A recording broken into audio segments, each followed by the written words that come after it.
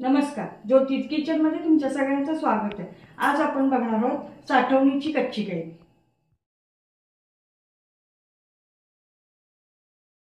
त्यासाठी लागणारे साहित्य आधी आपण पाहून घेऊयात। त्यासाठी लागणारे आपल्याला कच्च्या कैरीचे पातळ काप, मीठ, चाट मसाला, लाल मिरची पावडर आणि साखर।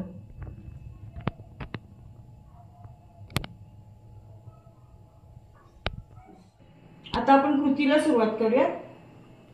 आधी आपण हे कच्च्या कैरीचे जे काप घेतले त्यात घालून घेऊया चाट मसाला।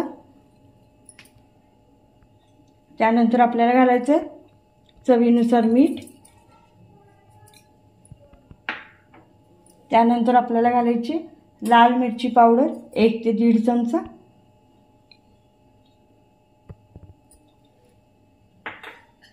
आणि त्यानंतर आपल्याला घालायची थोडीशी साखर। आता हे सगळं आपल्याला एकत्र करून घ्यायचं। आता हे आपलं सगळं छान एकत्र करून झालंय। आता हे आपल्याला एका ताटात सुकट ठेवायचं।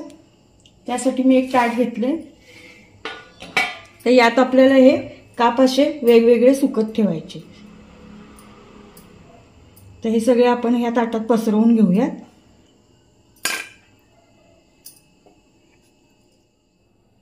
आता आपले हे काप छान पसरवून झालेत।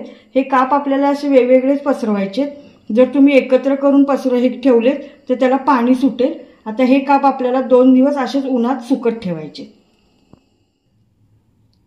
अशा प्रकारे तयार आहे आपली साठवणीची कच्ची कैरी। तुम्हाला जर आजची आमची रेसिपी आवडली असेल तर अशा छान छान रेसिपी पाहण्यासाठी आमच्या व्हिडिओला लाईक करा, शेअर करा आणि चॅनलला सबस्क्राइब करा। धन्यवाद।